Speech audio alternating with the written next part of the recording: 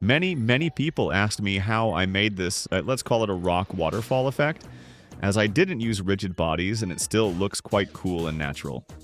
First, I didn't use rigid bodies as that would be an agony. Do you see how many rocks do we have here? Here, here, here, and here. There's probably like 500,000 of them, so imagine baking that.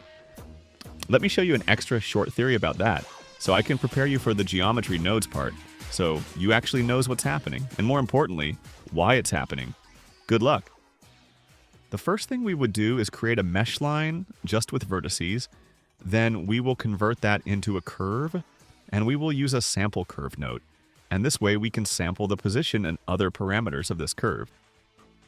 So as you can see by just dragging the slider, we are getting different values, different vectors, and guess what? We can use that to our advantage later. Just instance a bunch of points and set their position to the position from this node, but we will use a random value for the factor. This way we are sampling various positions along the curve.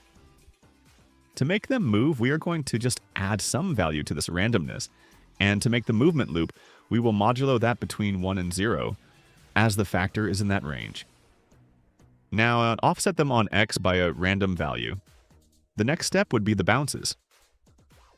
To do that, we will just convert the y-axis into z-axis, and we will use the ping-pong operation to convert the linear graph into something like this, and we can also round it up using a float curve. The last thing would be instancing the rocks on these points and adding some rotation to them. We will use the same principle, but just without the ping-pong, so the y position will control the x rotation, for example. As we have the whole theory ready, let's get straight into Blender.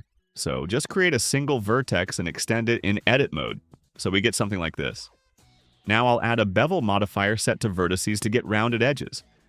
Now add a new geometry node setup, and I don't know, I'll rename it to Rock Waterfall or something like that. As I said earlier, we are going to create points. Let's connect the count into the group input node, so we can control the amount from the modifiers tab. Now we are setting their position into the sampled position from our initial geometry we've just created. But first, let's convert it from mesh to curve, so the sample curve works properly. To preview our curve and check if it actually works, just join both of these. Now, by dragging the slider, we can see it working. Nice. So it's time for math. We plug seconds into the multiply, add a random value to that, multiply that by another random value. Remember to set different seeds for each random value, and modulo this whole thing so it loops. Let me play the animation, and let me add more points. Nice. These random values just give us more variety. They are offset differently and move at various speeds. We can control the overall speed by this multiply node, so let's connect it also to the group input. Let me make this a bit more organized. And now let's just offset them on the x-axis. Pretty simple.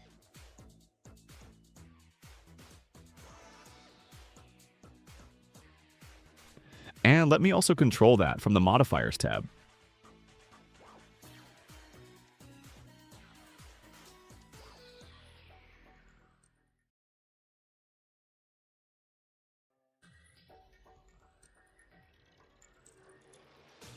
Now, we do the bounces. In short, as I said in the theory part, we are converting the y-axis into the z-axis, so the points can jump. Let's take it step by step. We separate the points position to y. We add a random value to this to, again, get more variety, and multiply that to get even more. Now we ping-pong that, but as ping-pong reflects value, whatever value is in the second socket, we need to remap that from whatever this value is into the range of 0 to 1, so we can use the float curve so we can polish the movement from ugly to pretty.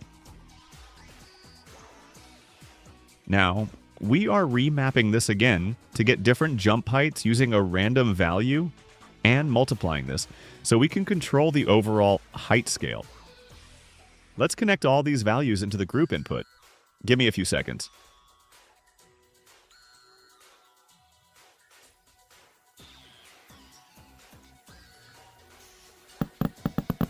Now, we are just going to instance stuff on these points, use a random vector to control the scale. As you can see, when I change the X, these are rotating, and that's exactly what we want them to do. but with more variety. So again, multiply a value by a random value. We are going to use the same thing as earlier, so just use the Y position to control the rotation. So let's take that and plug it here. Nice, now they're rotating but in the wrong direction, so multiply this by -1 and by some other value to let us change the rotational speed. I really doubt that you're going to need a rock waterfall. It's too specific, but I wanted to share some geometry nodes knowledge and let you know that's quite good sometimes to use our brains and figure out a different way to create things. So we save our time and avoid some stress. So if you like geometry node stuff and you found it at least a bit useful, check this video about how to make the index node more useful and create cool stuff with it. By the way, I would be really glad if you liked this video and subscribed, but no pressure.